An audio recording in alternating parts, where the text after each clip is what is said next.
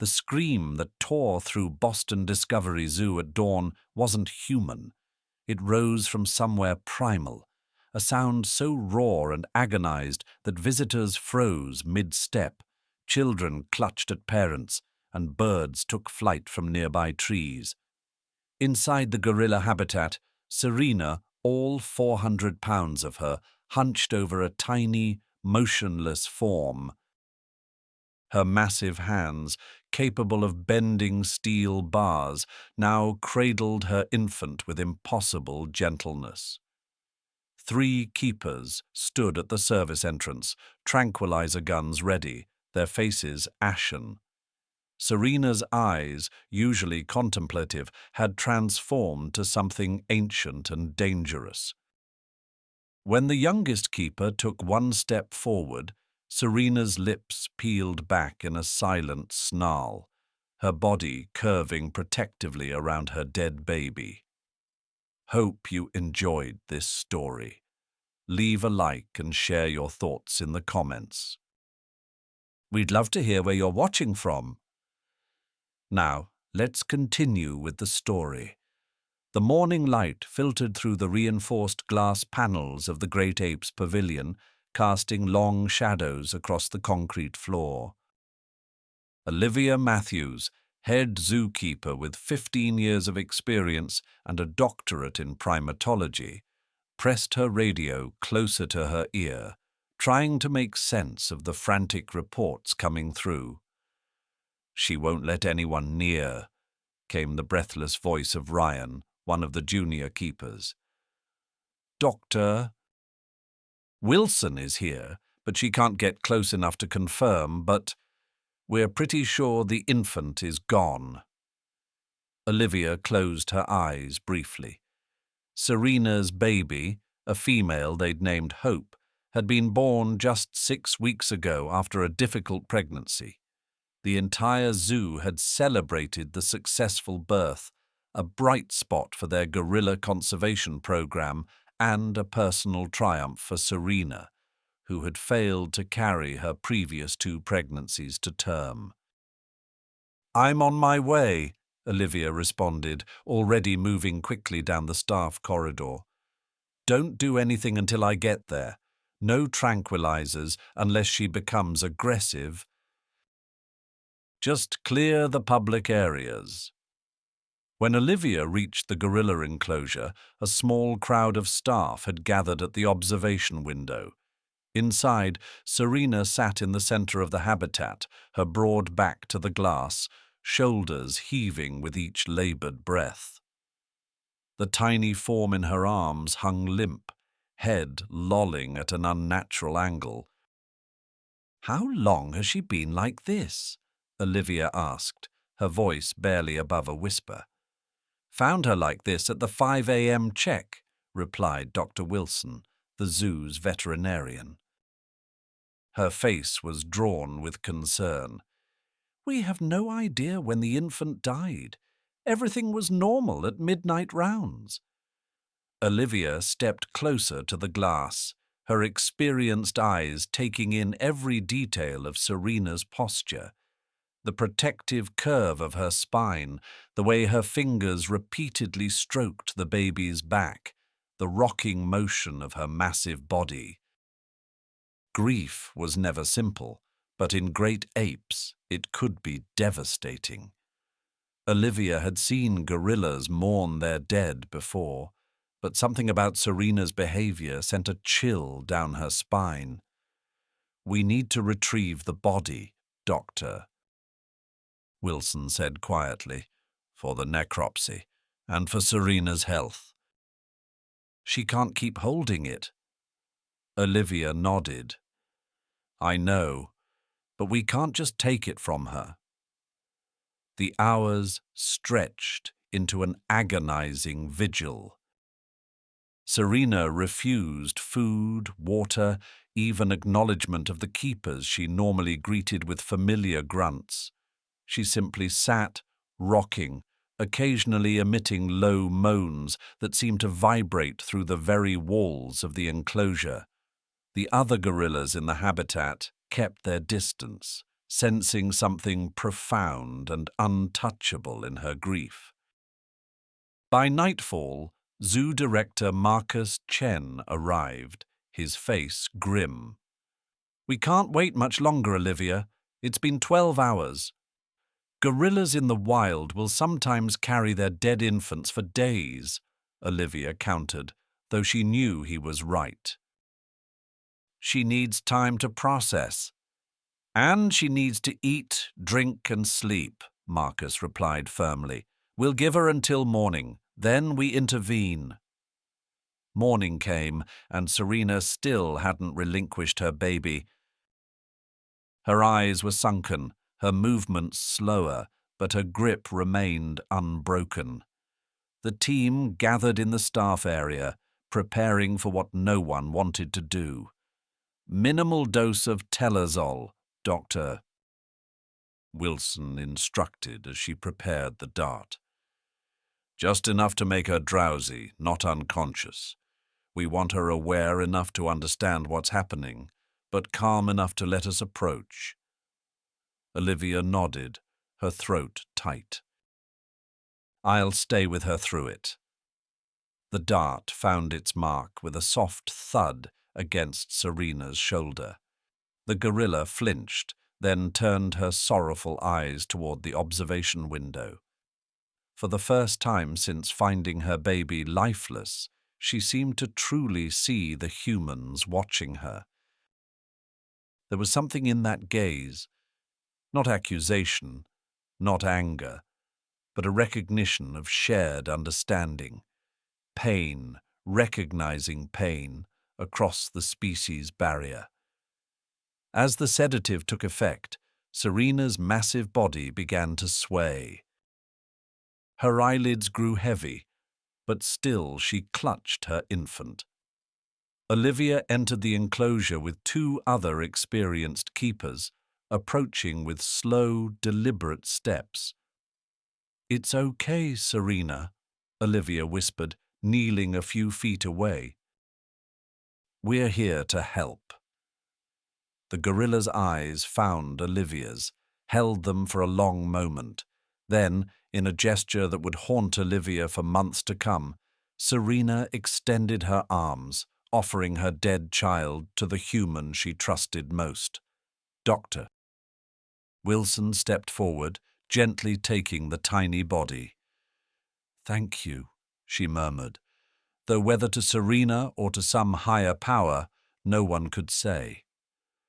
The moment the baby left her arms, something changed in Serena. She drew back, away from the humans, away from the center of the enclosure, until her massive back pressed against the farthest wall. There, she curled in on herself, face turned toward the concrete, and became utterly still. Little did anyone know that this stillness would last not hours, not days, but months, and that it would take the most unlikely of reunions to break through the silent fortress of Serena's grief. 3 months had passed since that terrible morning, but time seemed meaningless in Serena's corner of the world. The once vibrant silverback remained in the same spot day after day, her massive frame curled against the wall of the enclosure, eyes fixed on nothing. The springtime crowds at Boston Discovery Zoo pointed, whispered, and eventually moved on, disappointed by the motionless gorilla who refused to put on a show. "Any changes?" Marcus Chen asked, joining Olivia at the observation deck. His question had become a daily ritual, though they both knew the answer. "She took 3 bites of papaya this morning," Olivia replied, her voice carrying a fragile optimism that didn't reach her eyes. "But nothing since." Marcus sighed, tapping his clipboard against his thigh. "That's the 4th day this week she's refused most food. Dr. Wilson's concerned about her weight." Below them, a keeper entered the enclosure with fresh brows. leafy branches and vegetables arranged carefully near Serena's favorite spots from before. The other gorillas in the habitat immediately investigated the offering, but Serena didn't even turn her head. "The board is asking questions," Marcus continued, his voice lowered. "They're talking about transferring her to the Primate Rehabilitation Center in San Diego." Olivia stiffened. "She's not ready for a transfer. The stress alone could—" "The stress of starving herself will kill her first," Marcus interrupted gently. "You know that better than anyone." Olivia watched as the keeper tried to entice Serena with a piece of mango, holding it within inches of her face. Serena's nostrils flared slightly, the only indication she was aware of anything around her, but she made no move to take the fruit. "Give me 1 more month," Olivia pleaded. "We haven't tried everything yet." Marcus's expression softened. 2 weeks. Then we need to make some hard decisions." After he left, Olivia remained at the railing, watching Serena with the devotion of someone who had spent 15 years studying every twitch and gesture of these remarkable animals. She'd been there when Serena first arrived at the zoo as a gangly adolescent.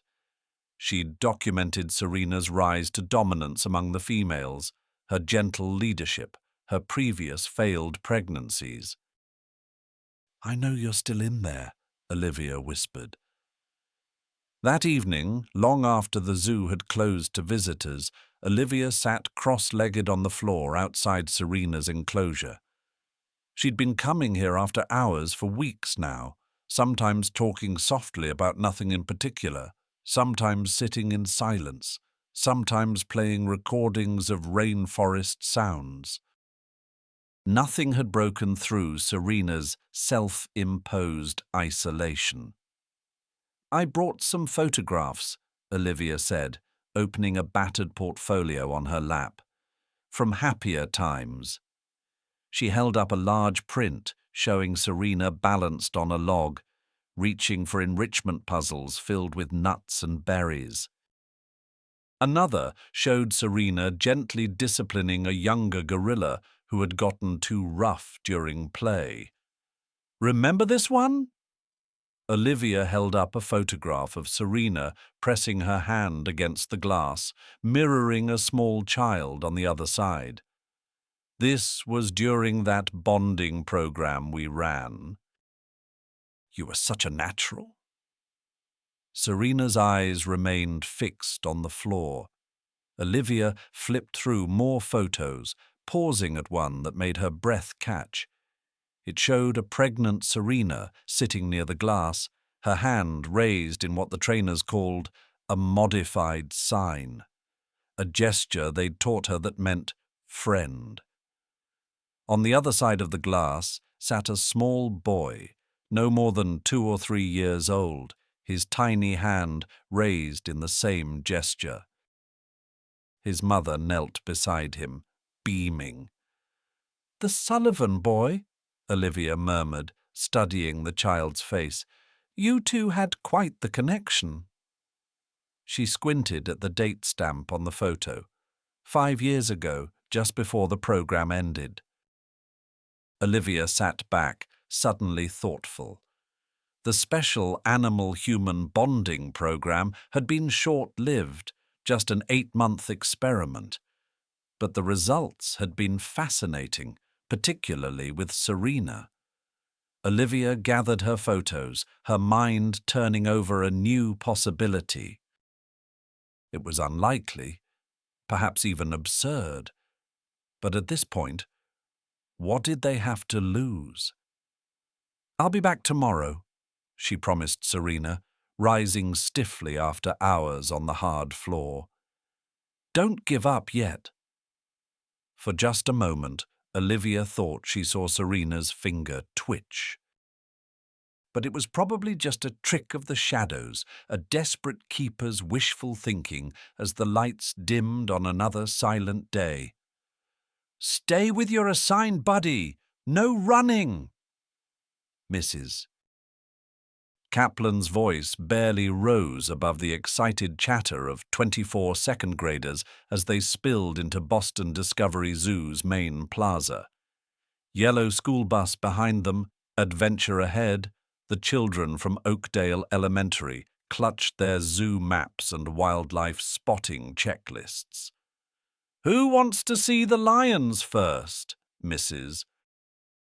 Kaplan called out, receiving a chorus of enthusiastic responses. But not from Ethan Sullivan. The quiet 7-year-old had already drifted to the edge of the group, his gaze fixed on the colourful map in his hands. Ethan, buddy system, remember? Mrs. Kaplan reminded him, gently steering him toward his assigned partner, a talkative boy named Jackson.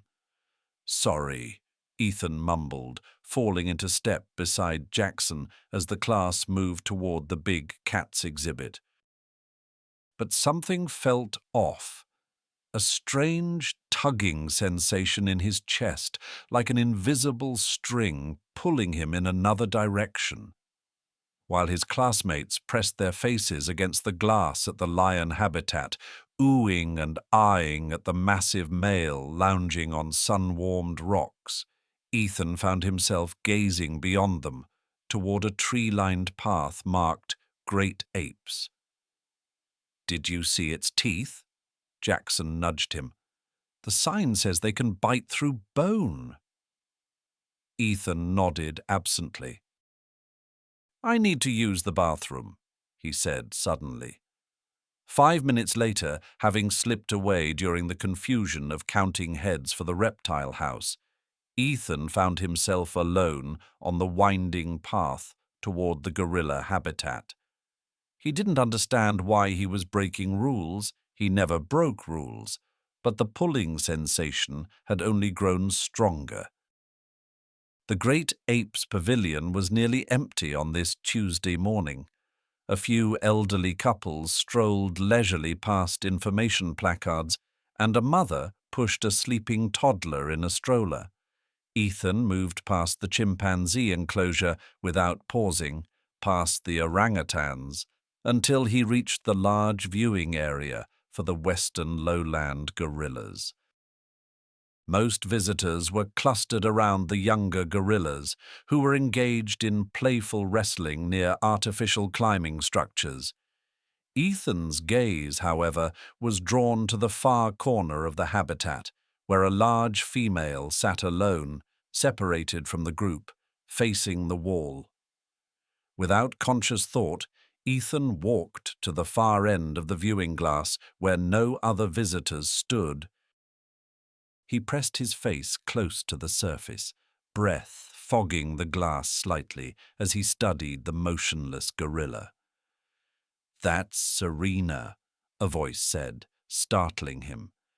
A keeper had paused nearby, clipboard in hand.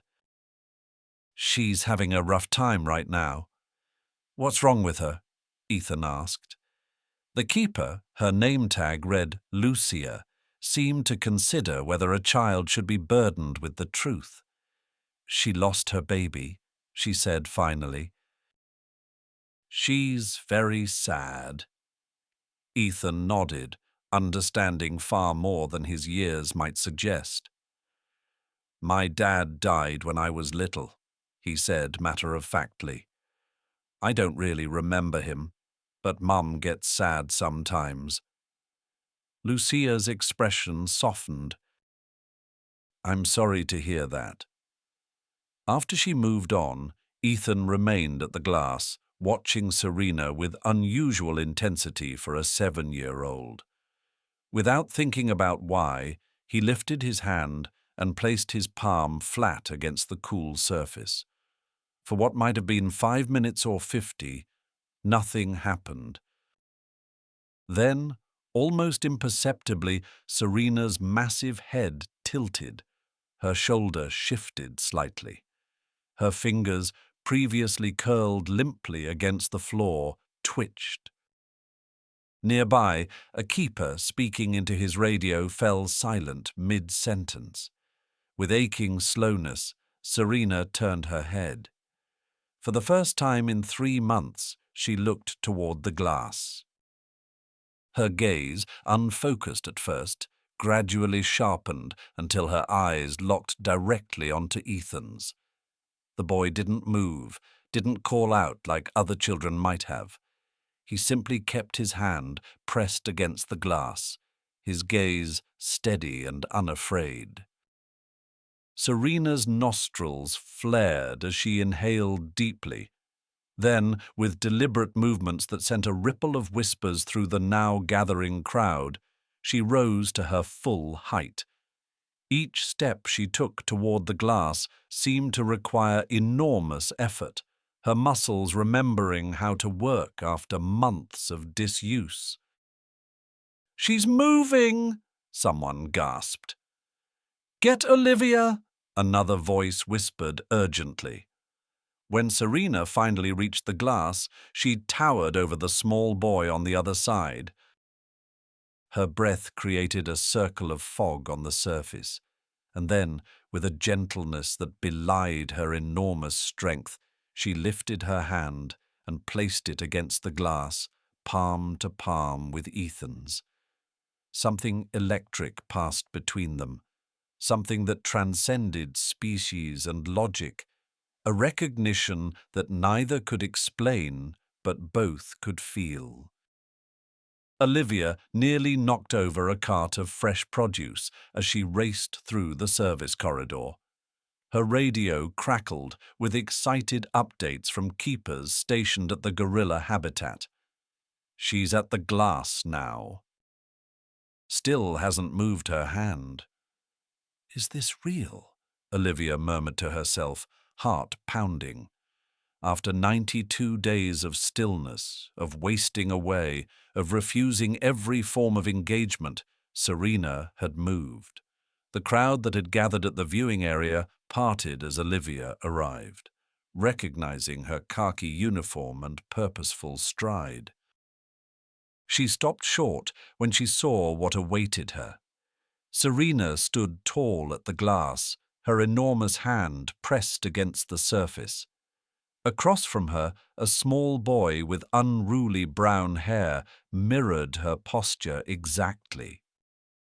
Neither moved, neither spoke, but the connection between them was almost tangible, a current of something profound flowing through the barrier that separated them. "How long?" Olivia whispered to Ryan, the keeper who'd first radioed the alert. 17 minutes now. She got up when he put his hand on the glass. Olivia studied the boy. 7 or 8 years old, she guessed. Something about his serious expression, the gentle confidence in his posture, it tugged at her memory. Then Serena did something that made Olivia's breath catch. The gorilla raised her free hand and began to move her fingers in distinct patterns. To an untrained observer, it might have looked random, but Olivia recognized the modified sign language they'd taught Serena years ago. "She's signing," Olivia breathed. "Those are the old bonding program signs." Her mind raced. The bonding program had been discontinued 5 years ago. This child was too young to have been part of it then. Unless... "Friend," Serena signed again, her movements slow but deliberate. "Friend here." The boy tilted his head, studying Serena's movements with curious intensity. A woman pushed through the crowd then, her expression a mixture of concern and irritation. "Ethan." "We've been looking everywhere for you. Mrs. Kaplan is frantic." The name hit Olivia like a physical force. Ethan. She thought of the photograph she'd been looking at just yesterday, a toddler with the same serious eyes, the same unruly hair, sitting across from a pregnant Serena. "Excuse me," Olivia said, stepping forward. "What's your son's name?" The woman blinked, momentarily startled by the directness of the question. "Ethan. Ethan Sullivan." Her eyes narrowed slightly. "Has he done something wrong? I apologize for him wandering off from his class, but—" "Sullivan," Olivia repeated, the final piece clicking into place. "And you're Rebecca Sullivan." The woman's posture shifted subtly, defensive now. "Yes? Do I know you?" "No, but I think—" Olivia paused, struggling to frame the impossible. "Mrs. Sullivan, did you and Ethan participate in a program here at the zoo? Years ago, when he was very small?" Rebecca's expression changed, confusion replacing defensiveness. "A program? I don't—" Then understanding dawned slowly. "Oh, that. Yes, when Ethan was about 2. Something about emotional development. We came weekly for a few months." She shook her head. "I'd nearly forgotten." Olivia turned back to the glass, where Serena remained focused entirely on Ethan, oblivious to the growing commotion around them. "But Serena hasn't," Olivia whispered. "Pardon?" "I need to show you something," Olivia said urgently. "Both of you." But first, she knelt down to Ethan's level, careful not to break his connection with Serena. "Ethan, how did you know to come over here, to this specific spot?" The boy shrugged, his hand still pressed against the glass. "I didn't. I just felt like I was supposed to." Nearby, Serena began to sign again. "Remember, remember, friend. We need to talk," Olivia said, rising. "But not here, and I need to get something from my office first." She glanced at her watch. "Can you stay for 20 more minutes?" "I promise it's important." Rebecca looked skeptical but nodded, her gaze drawn to her son and the gorilla who seemed locked in silent communion. "Ethan," she called softly, "we need to go with this lady for a bit." For the first time, Ethan hesitated, reluctant to break contact with Serena. "It's okay," Olivia reassured him. "We're coming right back, I promise." As Ethan finally lowered his hand, Serena made a soft sound, not quite distress, but questioning. Her dark eyes followed the boy as he stepped away. "I'll be right back," Ethan told her, as naturally as if they'd been having a conversation all along. And remarkably, Serena settled onto her haunches, her gaze never leaving the spot where Ethan had stood, waiting. The basement archives of Boston Discovery Zoo smelled of old paper and industrial cleaners. Rows of metal filing cabinets lined the walls, and cardboard boxes were stacked in precarious towers throughout the room.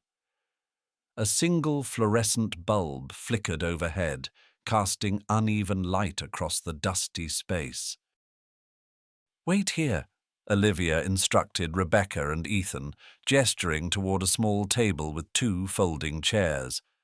"I just need to find something." Ethan perched on the edge of a chair, swinging his legs slightly, remarkably calm for a child who had just been at the center of an extraordinary moment. Rebecca, by contrast, kept checking her watch, clearly concerned about the school group that was undoubtedly searching for her son. "I've called Ethan's teacher," Olivia assured her, noting her anxiety. "They know he's with zoo staff. They're continuing their tour." Olivia moved purposefully toward a section marked Research Programs 2015 to 2020. She pulled out a metal drawer and began rifling through hanging folders, muttering to herself. What exactly are we looking for? Rebecca asked, her patience clearly waning. Olivia didn't answer immediately, too focused on her search. Here, she finally said, pulling out a thick folder labeled Primate Human Emotional Bonding Initiative. She carried it to the table and began spreading out its contents. First came a formal research proposal, then data sheets, then, what she was really looking for, photographs, dozens of them, documenting each session of the program. She quickly sorted through them, setting aside several that showed a toddler-aged Ethan and his mother. "These are from 5 years ago," Olivia explained, arranging the photos chronologically. "You and Ethan participated in our experimental bonding program with Serena, the gorilla you just saw." Rebecca leaned forward, studying the images with growing recognition. "I remember now. Tim had just died. My husband," she clarified, glancing at Ethan, who was watching with quiet interest. "Someone, my grief counselor, I think, suggested this program might help us both. Something about shared emotional processing." Olivia nodded. The premise was that great apes, particularly gorillas, process grief and form attachments in ways remarkably similar to humans. We were studying whether interspecies bonding could facilitate emotional healing. Ethan reached for one of the photos, showing his younger self sitting cross-legged before the glass, mirroring Serena's posture exactly as he had done today. "That's me," he said simply. "Yes," Olivia confirmed. "You came here every Saturday morning for 16 weeks. She hesitated, then added gently, "Serena was pregnant then." Rebecca's expression softened with understanding. "And she lost her baby recently." "That's why she was so withdrawn." Olivia nodded. 3 months ago, she's been virtually catatonic since then. Wouldn't eat, wouldn't interact, until today. Until Ethan. She pulled out a logbook, flipping to a specific page. "According to our records, Ethan developed a particularly strong connection with Serena. They created their own communication patterns, synchronized movements, even a tapping game they would play through the glass." Rebecca frowned slightly. But Ethan was only 2. How could he possibly remember any of this? "He might not consciously," Olivia explained, "but Serena clearly remembers him." As if to emphasize this point, she presented a final photograph. Serena, with her massive hand pressed against the glass. Toddler Ethan's tiny palm aligned perfectly on the other side. Exactly the position they had assumed today. A soft chime from Olivia's phone interrupted them. She glanced at the screen, then looked up with barely contained excitement. "She's still at the glass," she reported. "Ryan says she hasn't moved since we left." "She's waiting for me," Ethan said, with such certainty that both adults turned to him in surprise. Olivia gathered the most significant photographs. "Would you be willing to come back to the habitat with these?" "I think seeing them might help Serena understand what's happening. And maybe help Ethan too." Rebecca hesitated, glancing at her son. "This is a lot to process." "Ethan, how do you feel about this?"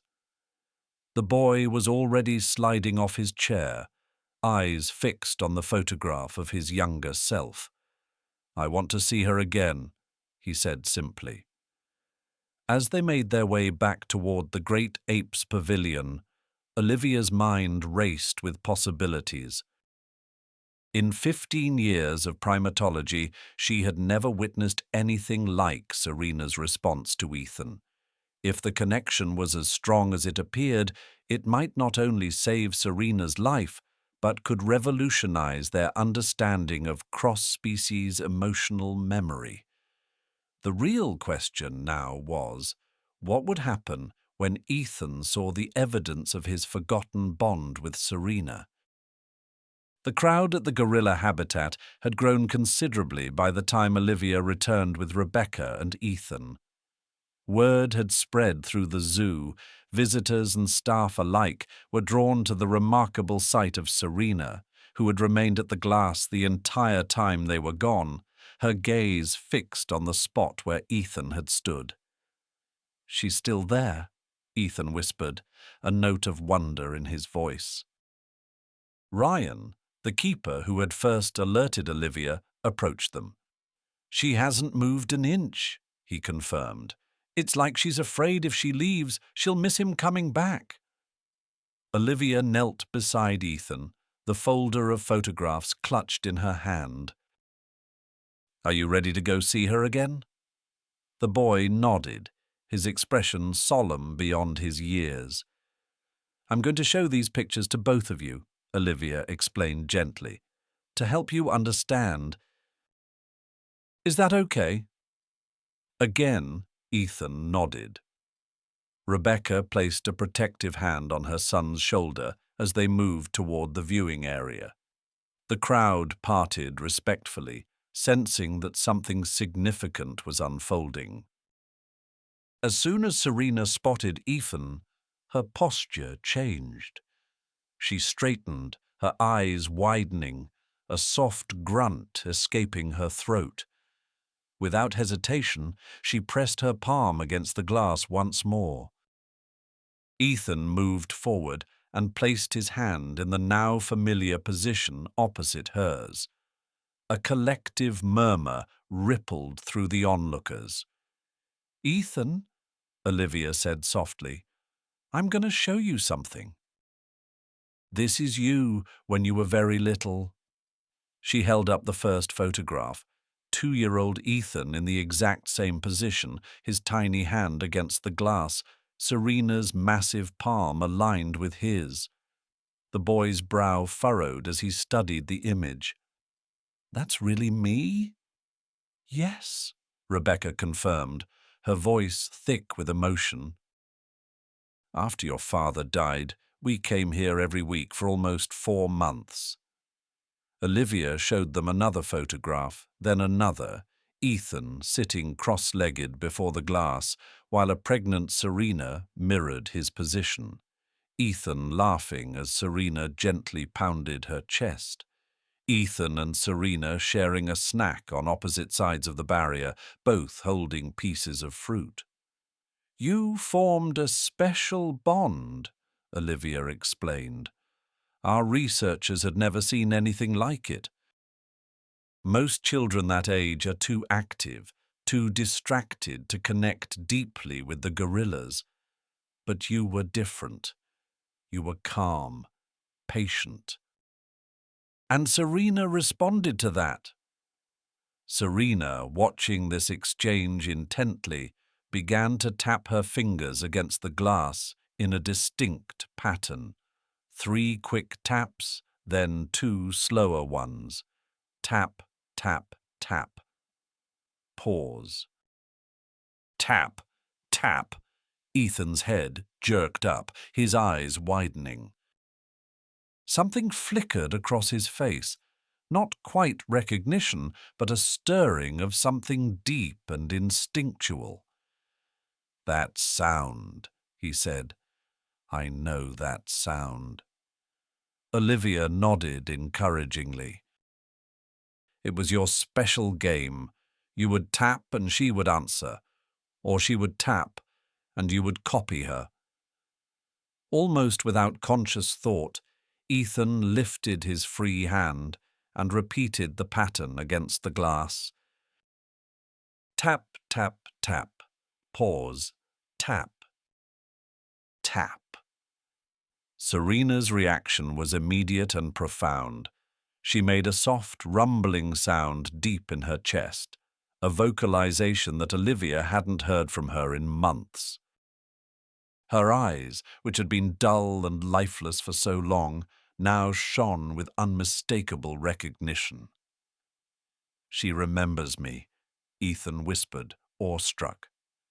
"Yes," Olivia confirmed. "Even after 5 years." Rebecca knelt beside her son, her voice gentle. "You don't really remember her, do you, sweetheart?" Ethan shook his head slowly. "Not remembering exactly. But when I tap like that, it feels right, like I've done it before." Serena began to tap again, this time in a different pattern. Without hesitation, Ethan responded, perfectly matching her rhythm. It was as if his body remembered what his mind had forgotten, muscle memory preserved across the years. "This is remarkable," Olivia breathed, watching them fall into the synchronous communication they had developed as if no time had passed at all. Serena shifted her position then, settling more comfortably against the glass. With deliberate movements, she began to rock slightly, her massive arms curved as if cradling something precious. "What is she doing?" Rebecca asked. Ethan answered before Olivia could. "She's holding a baby," he said quietly. "She misses her baby." The simple truth of this statement hung in the air between them, a child's perfect understanding of grief, transcending species and time.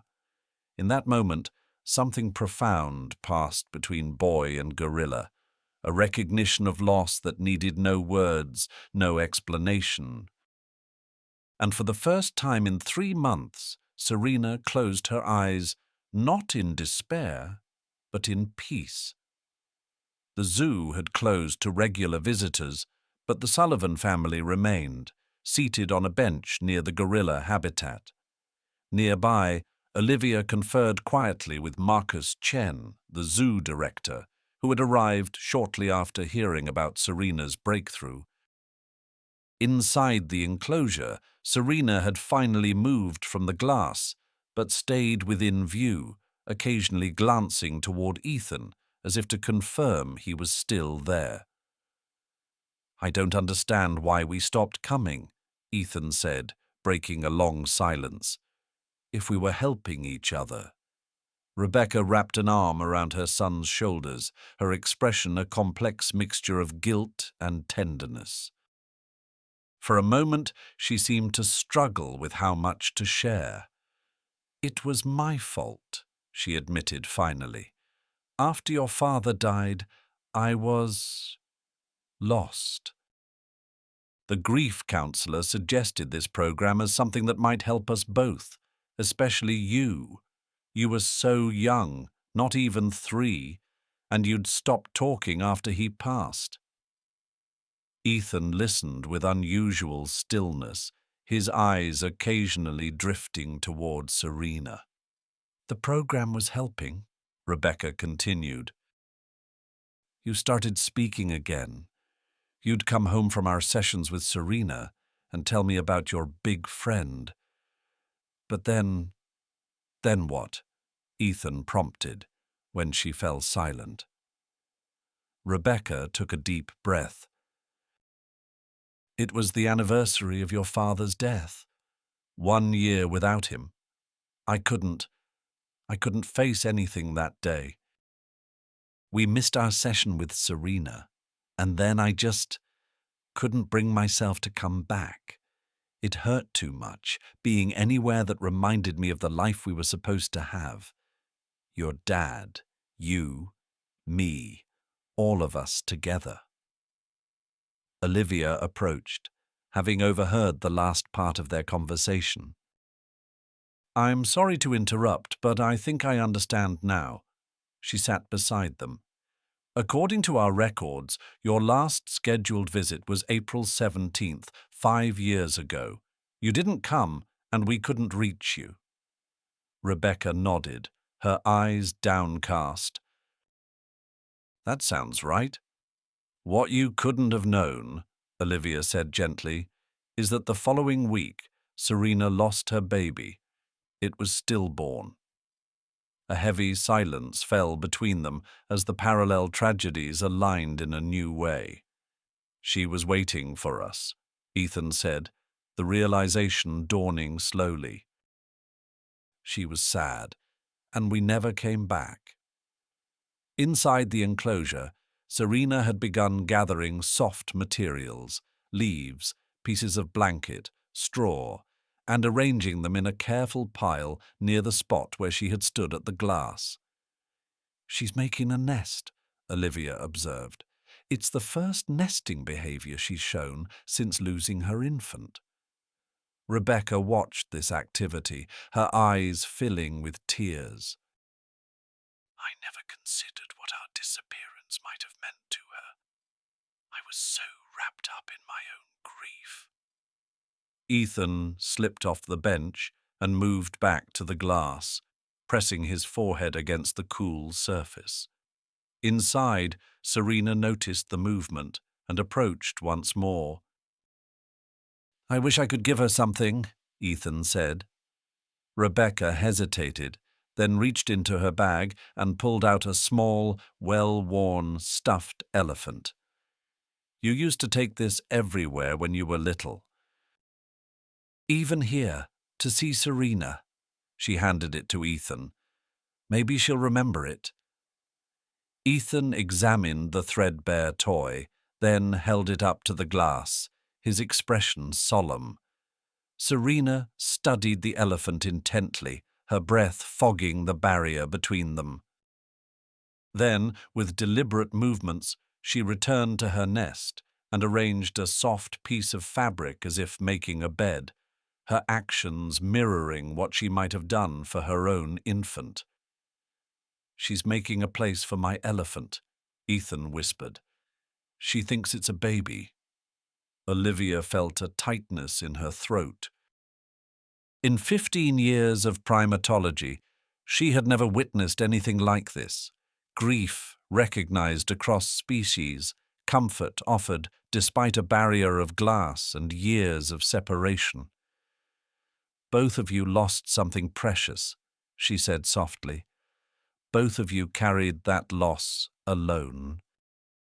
But maybe now neither of you has to," Rebecca finished, her hand resting gently on her son's shoulder. Marcus Chen approached, his expression thoughtful. "Ms. Sullivan, I'm wondering if you and Ethan might consider coming back. Regularly, I mean. Our team believes this connection could be vital to Serena's recovery."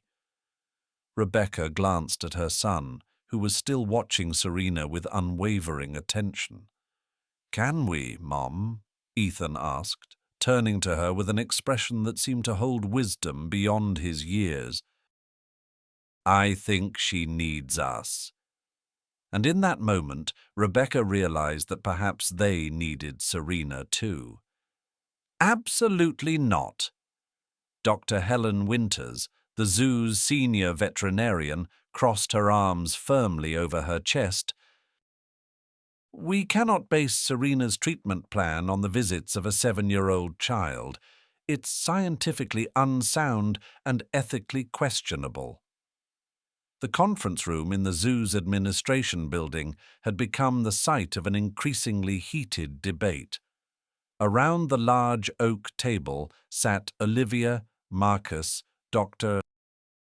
Winters, 2 animal behaviorists from Harvard, Rebecca Sullivan, and, somewhat unusually, Ethan himself, who had been granted special permission to attend. "With all due respect, Helen," Olivia countered, "we've tried every conventional approach. Serena has refused all enrichment activities, barely eaten, and shown no interest in social interaction for 3 months. Then Ethan appears, and within minutes she's responsive, communicative, and showing nesting behaviors again. How is that not scientifically significant? Dr. Winters adjusted her glasses. One positive interaction doesn't constitute a treatment protocol. What happens when the boy can't come? When he's sick or on vacation, or simply loses interest? We'd be setting Serena up for another abandonment. Rebecca flinched slightly at the word abandonment, her hands tightening in her lap. That's why we're proposing a structured program, Marcus interjected, his tone measured. Controlled visits, carefully documented with gradual reduction over time as Serena stabilizes. We're not suggesting making Ethan responsible for her recovery. We're suggesting utilizing a connection that clearly already exists. Dr. Eleanor Sampson, one of the Harvard behaviorists, leaned forward. I've reviewed the footage from yesterday, and I have to say, the level of recognition Serena displayed is remarkable. The synchronized tapping behavior alone suggests a form of interspecies communication that deserves further study. And what about Ethan? Dr. Winters challenged, turning toward Rebecca. Mrs. Sullivan, are you comfortable with your son being involved in what is essentially an experimental treatment for a grieving gorilla? All eyes turned to Rebecca, who had remained largely silent during the debate. She took a moment before responding. Initially, I had serious reservations, she admitted. But I've seen the change in both of them. Ethan has been talking about Serena non-stop since yesterday. He's asking questions about his father that he's never felt comfortable asking before. She glanced at her son, who was listening attentively. I think there's something healing in this for both of them. May I say something? Ethan's small voice cut through the tension in the room. Marcus nodded. Of course, Ethan. What are your thoughts? The boy straightened in his chair, his expression earnest. I know I'm just a kid, but I understand what it means to be sad and not know how to stop being sad. I think Serena and I remember each other, even if it's not in our heads. He placed a hand over his heart. It's like it's in here instead. And when I saw her yesterday, it felt important, like I was supposed to be there. A thoughtful silence followed his words. Dr. Sampson smiled gently. Out of the mouths of babes, she murmured. What exactly would this program entail? Dr. Winters asked, her tone slightly softened. Olivia slid a document across the table. 3 supervised visits per week, 30 minutes each, for the first month. We'll monitor Serena's vital signs, eating habits, and social behaviors before, during, and after each interaction. If we see consistent improvement, we'll gradually reduce to twice weekly, then weekly, as she reintegrates with the troop. And contingency plans if Ethan becomes unavailable, Dr. Winters pressed. We'll record their interactions and develop a video protocol that might serve as a temporary substitute, Marcus replied, though we hope that won't be necessary. Doctor. Sampson nodded approvingly. I'd like to assist with the documentation, if you'll allow it. This case could provide valuable insights into cross-species emotional memory. Rebecca looked at her son. Ethan, this would be a big commitment. 3 times a week after school. Are you sure you want to do this? Ethan nodded without hesitation. I promised Serena I'd come back. I don't want to break my promise again. The simple statement hung in the air, carrying more weight than all the scientific arguments combined. Marcus Chen folded his hands on the table. Then, if there are no further objections, I propose we begin tomorrow afternoon. Dr. Winters sighed, but nodded her assent. 1-month trial, with comprehensive documentation. Agreed, Olivia said, relief evident in her voice. 1 month to prove what I think we all already know, that sometimes healing comes from the most unexpected connections. The first official visit between Ethan and Serena was scheduled for Tuesday afternoon. Olivia had arranged for a special seating area to be set up at the viewing glass. A comfortable bench, some drawing materials, and monitoring equipment discreetly positioned to record both Serena's vital signs and their interactions. "Remember," Olivia instructed as she led Ethan and Rebecca to the area, "just be natural. Do whatever feels right. We're here to observe, not direct." Ethan nodded, clutching his backpack tightly. Inside was the stuffed elephant, which Serena had seemed to recognize during their previous encounter. The habitat had been temporarily closed to other visitors, creating a quieter environment. As they approached, they could see Serena already waiting at the glass, her massive form perfectly still but unmistakably alert. "She knew you were coming," Olivia said softly. When Ethan stepped into view, Serena's response was immediate. She made a low, rumbling sound and pressed both hands against the glass. Ethan smiled, a genuine, warm smile that transformed his usually serious face, and hurried to his spot. "Hi, Serena," he said, placing his palm against hers. "I came back, just like I promised." For the next 30 minutes, Olivia and Dr. Sampson watched in fascination as Ethan and Serena fell into a rhythm that seemed impossibly synchronized.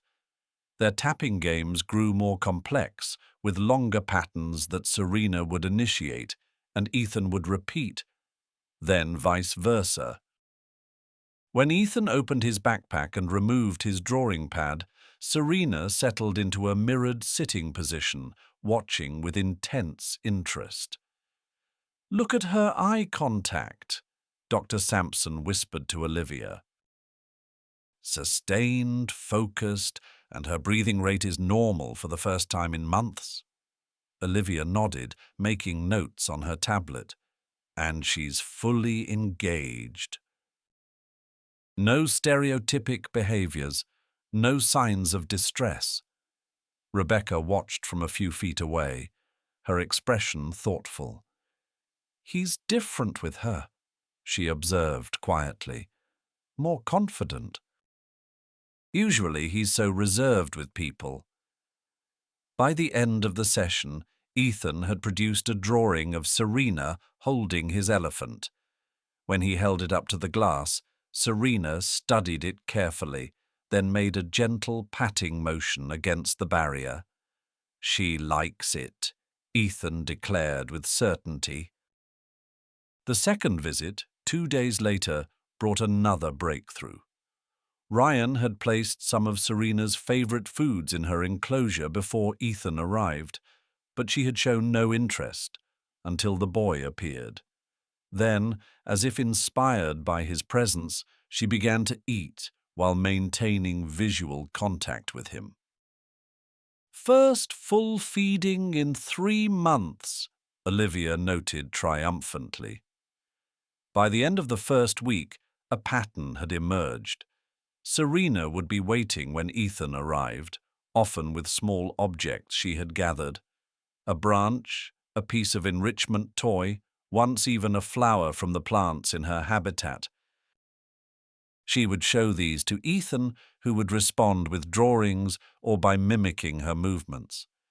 After each visit, Dr. Wilson would examine Serena from a distance, noting improved muscle tone, better hydration, and increasingly normal behavior patterns. She's rejoining the troop in small ways, Olivia reported during their weekly assessment meeting. Brief social interactions, sharing food, still sleeping separate from the others, but no longer in that isolated corner. What no one had anticipated was the change in Ethan. Rebecca was the first to notice. "He's sleeping through the night again," she told Olivia as they watched Ethan and Serena engaged in their now familiar tapping game. No nightmares. "And he's talking more, not just about Serena, but about everything. Yesterday he asked me to tell him stories about his father." Olivia glanced at her. "How did that feel?" Rebecca smiled softly. "Painful, beautiful, necessary." By the third week, word of the unusual friendship had begun to spread beyond the zoo staff. A local reporter, overhearing a conversation between visitors who had glimpsed one of the sessions, began asking questions. Before long, a small article appeared in the Boston Globe's Metro section. "Boys bond with grieving gorilla leads to breakthrough." The morning after the article was published, Olivia arrived at the zoo to find 3 news vans parked outside the entrance. "This could complicate things," Marcus Chen said, meeting her at the staff entrance. "The media attention could disrupt the progress we've made." Olivia nodded grimly. "We need to protect both of them, Serena and Ethan." What neither of them realized was that the story was already spreading far beyond Boston, capturing imaginations and hearts across the country. By that afternoon, the zoo's social media accounts had been flooded with messages, and Rebecca Sullivan's phone wouldn't stop ringing. The healing rhythm they had so carefully established was about to face its first real test. "Boy who speaks gorilla," the headline blared across the screen of the morning news program, accompanied by a grainy cell phone video of Ethan and Serena engaged in their tapping communication. The footage, likely taken by a zoo visitor who had glimpsed one of their sessions, had gone viral overnight. "This is getting out of hand," Marcus Chen said, muting the television in his office. Across from him sat Olivia, Rebecca, and Dr. Sampson, all wearing expressions that ranged from concern to outright alarm. "I've received calls from 3 national news networks, 2 documentary filmmakers, and a publishing agent," Marcus continued, scrolling through his phone. "Everyone wants exclusive access to the Gorilla Boy." Rebecca's face tightened. "His name is Ethan. He's a child, not a sideshow attraction." "Exactly our concern," Olivia agreed. "This media circus could be detrimental to both Ethan and Serena. The whole point of their interaction was to create a calm, healing environment." Outside the administration building, a growing crowd of reporters and curious onlookers gathered near the zoo entrance. Security had been increased, but the buzz of excitement was palpable. Dr. Sampson cleared her throat. From a research perspective, this attention could actually be beneficial. Increased awareness of great ape cognitive abilities and emotional lives could boost conservation efforts and funding. "At what cost?" Rebecca asked quietly. "My son came home from school in tears yesterday. Some kids were making gorilla noises at him in the cafeteria." A heavy silence fell over the room. "What does Ethan want?" Olivia finally asked. Rebecca sighed. "He just wants to keep visiting Serena. He doesn't understand why everyone is making such a big deal about it." Marcus leaned forward, his expression thoughtful. Perhaps we can control the narrative. One carefully managed press conference, strict guidelines about filming and photography, and a clear statement about the scientific and emotional aspects of their connection. And then what? Rebecca pressed. Return to normal? That seems impossible now. The door to the office opened, and Ryan, the keeper, appeared looking anxious. Sorry to interrupt, but there's something you should see. It's Serena. 5 minutes later, they stood at the staff observation window overlooking the gorilla habitat.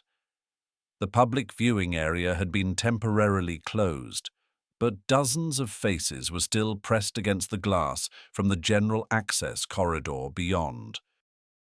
Serena paced back and forth along the glass, her movements agitated.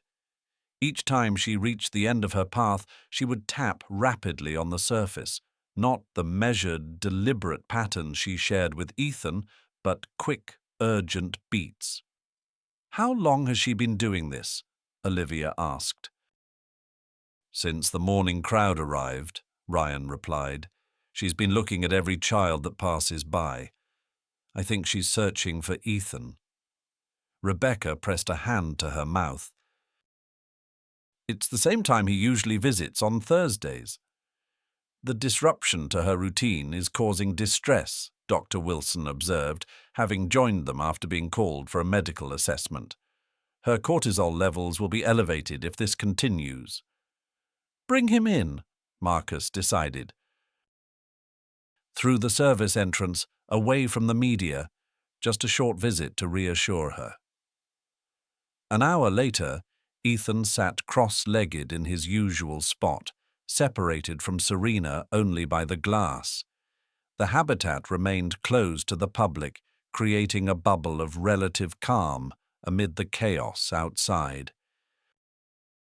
"She was worried about me," Ethan said simply, as Serena settled across from him, her agitation visibly diminishing. "Yes," Olivia agreed. "She's become accustomed to your visits." Rebecca watched from nearby, her expression troubled. "What happens when school starts in the fall, or when we visit my parents in Chicago at Christmas? She can't become completely dependent on him." Doctor. Sampson, who had been quietly observing, spoke up. "That's a valid concern. Perhaps we should begin introducing the concept of absence and return." "How?" Rebecca asked. "Through play, using objects that represent Ethan when he's not here. Creating a visual calendar for Serena to understand when he'll return." She paused. "Gorillas are intelligent enough to grasp these concepts when presented appropriately." Inside the enclosure, Serena had begun arranging a small collection of objects in front of Ethan. A red plastic ball, a piece of burlap, a small branch. With deliberate movements, she pointed to each item, then to Ethan, as if categorizing things that reminded her of him. "She's already doing it," Olivia whispered. "Creating tangible connections to him." Ethan watched with solemn concentration, then opened his backpack and pulled out a small framed photograph. It showed him as a toddler sitting on a man's shoulders, both laughing. "Who's that, sweetheart?" Rebecca asked, moving closer. "It's me and Dad," Ethan replied. "I thought Serena might want to see him too." As he held the photo against the glass, Serena leaned forward, studying it intently. Then, with infinite gentleness, she pressed her fingertip against the image of the man, held it there for a long moment, then moved her finger to touch the image of young Ethan. "She understands family," Dr. Sampson murmured. Outside, cameras flashed and reporters waited, But within this quiet space, something profound continued to unfold, a connection that transcended species, language, and now, even time.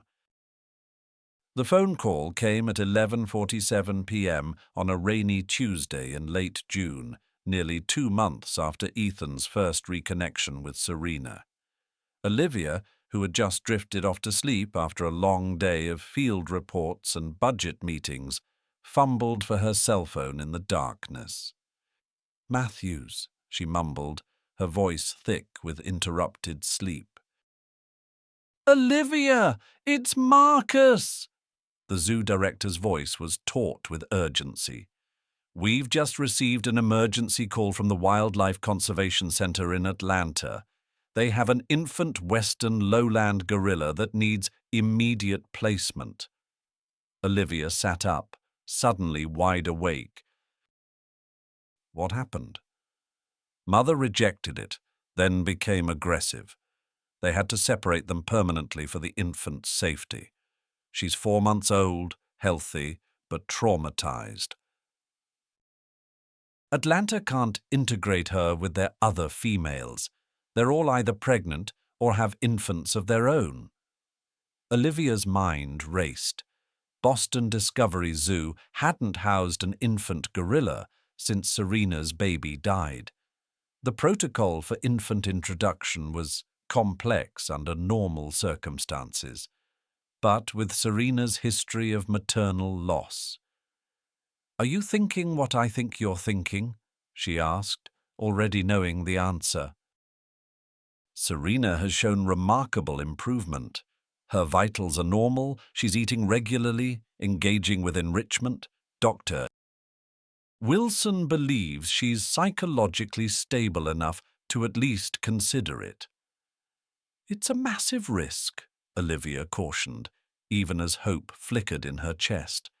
"If it fails, if Serena rejects the infant or becomes too attached and then something happens, we could lose all the progress we've made." "I know," Marcus replied solemnly. "That's why I'm calling you first before making any decisions. The infant needs a placement within 48 hours. If we're going to do this, we need to move quickly." By dawn, Olivia had assembled an emergency meeting with the veterinary team, animal behaviorists, and keepers who worked most closely with Serena. The conference room buzzed with a mixture of excitement and apprehension. "We need to consider every angle," Olivia began, pulling up slides that showed Serena's progress charts. "Physiologically, she's recovered. Her weight is back to normal, hormone levels stable. Behaviorally, she's reintegrated with the troop, though she still maintains her special connection with Ethan." Dr. Wilson nodded in agreement. "Medically, she's capable of caring for an infant. The question is psychological readiness." "What about Ethan's role in this?" Ryan asked. "They've developed an intense bond. How would an infant affect that dynamic?" Dr. Sampson, who had been quiet until now, leaned forward. "Actually, that's the most fascinating aspect of this possibility. Ethan has essentially been serving as a surrogate for Serena's maternal instincts. The tapping games, the object exchanges, these are modified versions of behaviors gorilla mothers use with their infants." Olivia considered this. "So you're suggesting that Ethan has been preparing her in a way to be a mother again?" "Precisely," Dr. Sampson confirmed. "Their relationship has helped her process her grief and reawaken her nurturing instincts. The stuffed elephant she treats like an infant is evidence of this." By mid-afternoon, the decision had been made. The infant gorilla, temporarily named Mia by the Atlanta team, would arrive the following morning. The introduction would be carefully staged, with Serena first viewing the infant from a distance, then through protective mesh before any direct contact. "Should we involve Ethan in this process?" Olivia asked as the meeting concluded. The room fell silent as everyone considered the question. "I think we must," Dr. Sampson finally replied. "He's become a significant part of Serena's emotional support system. But we need to prepare him for the possibility that her attention may shift away from him." Rebecca Sullivan was understandably concerned when Olivia called to explain the situation. "You're asking my 7-year-old son to help introduce a baby gorilla to Serena. Isn't that an enormous responsibility to place on a child?" "We're not asking him to be responsible for the outcome," Olivia clarified gently. "We simply believe his presence might help Serena feel secure during a potentially stressful transition. But if you're uncomfortable with it, we completely understand." There was a pause on the line. Then Rebecca sighed. "Let me talk to Ethan." To everyone's surprise, Ethan not only understood the concept, but embraced it with remarkable maturity. "Serena needs a real baby to take care of, not just my elephant," he explained to his mother with the straightforward logic of childhood. "Then she won't be so sad anymore." The morning of the introduction arrived, with a tense energy pervading the zoo. The gorilla habitat had been closed to the public, with privacy screens erected around critical viewing areas. Only essential personnel were permitted access. Mia arrived in a specialized transport crate, looking frightened but healthy, a tiny bundle of black fur with enormous eyes that took in everything around her. Dr. Wilson conducted a quick examination before declaring her ready for the first phase of introduction. Ethan and Rebecca arrived through the service entrance, escorted by Olivia. The boy clutched his stuffed elephant, his expression unusually solemn. "Remember," Olivia explained, kneeling to Ethan's level, "Serena might be very focused on the new baby. If she doesn't interact with you the same way as usual, it doesn't mean she cares about you any less." Ethan nodded thoughtfully. "Like when my cousin had a new baby and couldn't play with me as much." "Exactly like that," Olivia smiled, impressed by his understanding. Serena was in the rear indoor enclosure, separated from the main habitat by a large mesh partition.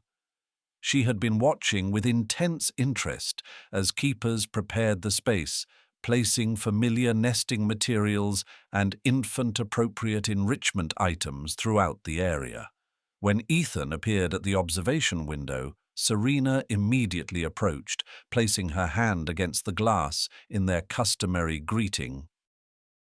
He reciprocated, his small palm aligned with her massive one. "Hi, Serena," he said softly. "I brought my elephant, but I also came to help you meet someone new."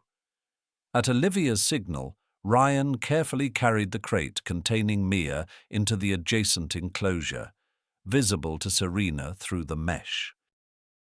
The female gorilla froze, her nostrils flaring as she caught the scent of the infant.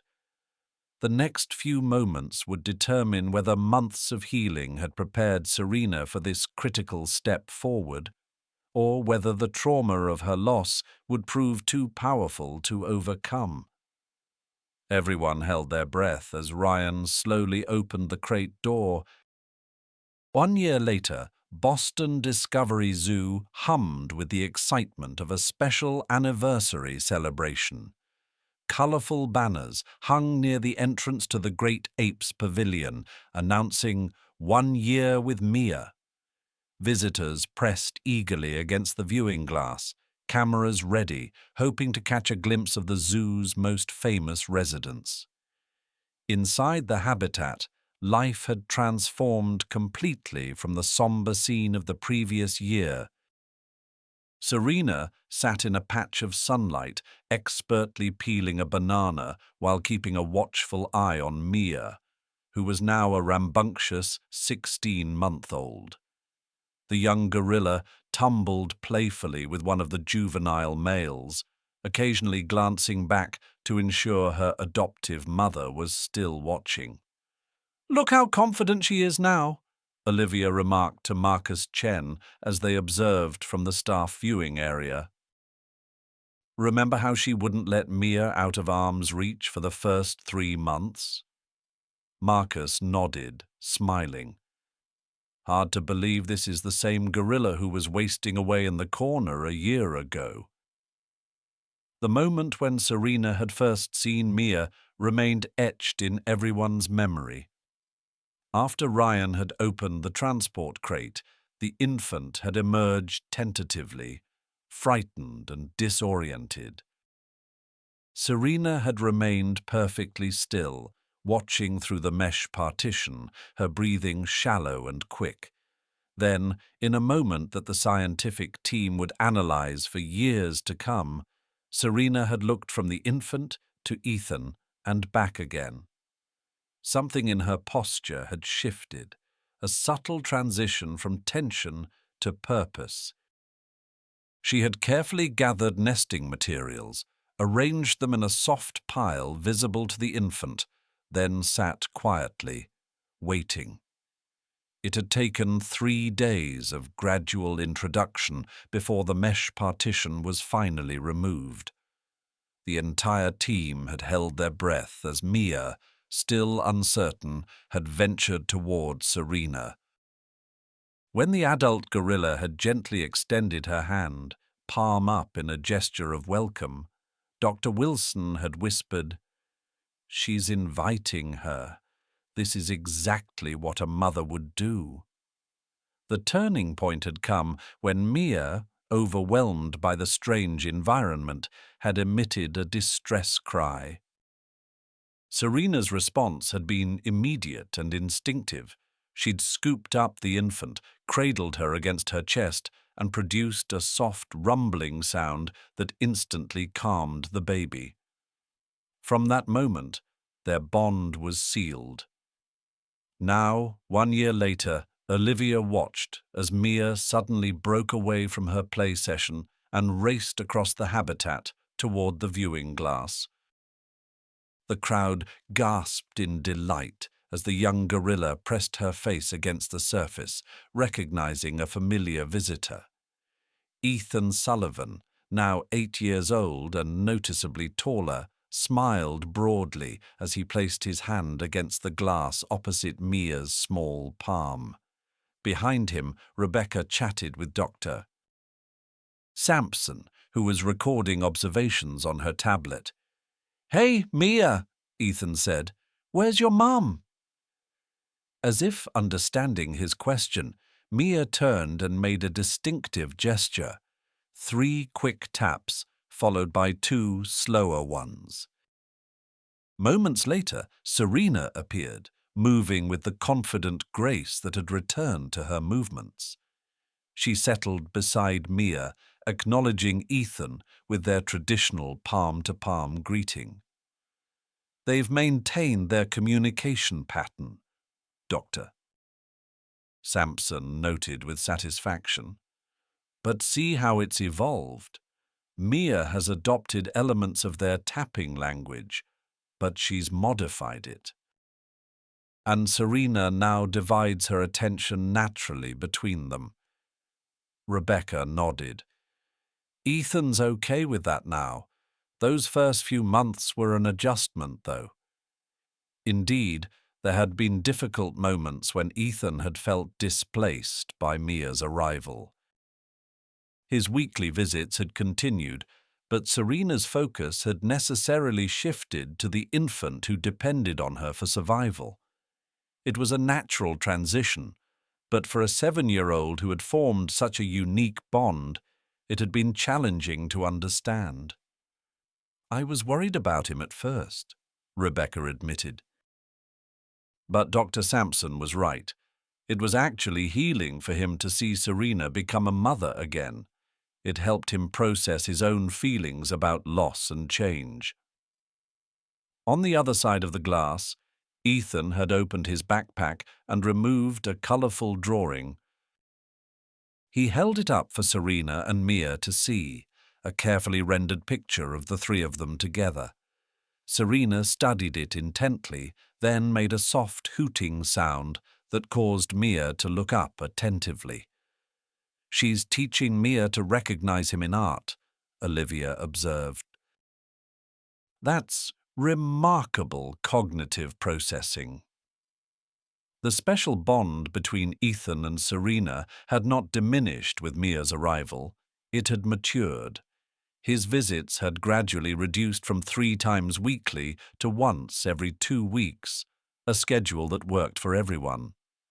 The research findings from their case had been published in 2 prestigious journals, bringing international attention to the zoo's groundbreaking work on cross-species emotional connection and healing. More significantly, Rebecca Sullivan had become an advocate for grief support programs that incorporated animal therapy.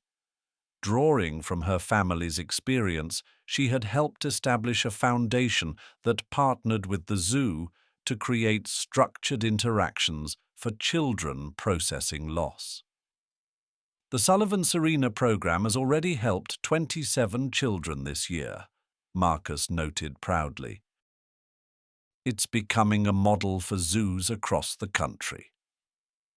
As closing time approached, Ethan prepared to leave, placing one final drawing against the glass, a calendar page showing 2 weeks ahead with his next visit date circled in red. Serena tapped the date gently, then encouraged Mia to do the same. "She understands when he's coming back now," Rebecca said. That was one of the hardest concepts to convey. "Gorillas naturally track time through routines and patterns," Dr. Sampson explained. "Serena has learned to connect the visual calendar with Ethan's return. It's simplified her transition between visits." Ethan waved goodbye, and both gorillas watched him leave, Mia bouncing excitedly while Serena remained calm and steady. Once he was out of sight, Serena gently guided Mia back toward the troop, where afternoon feeding would soon begin. "Full circle," Olivia murmured, watching them go. "What do you mean?" Marcus asked. "A year ago, we were desperate to save Serena from her grief. Now she's not only healed herself, but is helping that infant thrive after her own traumatic start. And in the process, she helped Ethan and Rebecca find their way through their grief, too." Olivia smiled thoughtfully. "Everyone came into this broken in some way. Everyone leaves it whole." As the sun began to set over Boston Discovery Zoo, Serena gathered Mia close for their evening rest. In the quiet of the habitat, she began to tap gently on the young gorilla's back. 3 quick taps, then 2 slower ones. The same rhythm she had once shared with a small boy who had found her in her darkest moment. Some connections once formed never truly break. They simply transform, reaching across species, across time, across grief itself, teaching us that healing often comes from the most unexpected places. I hope you enjoyed this story. Subscribe to my channel so you don't miss touching stories. Leave a like and then comment below what you thought of the emotional stories. See you in the next video.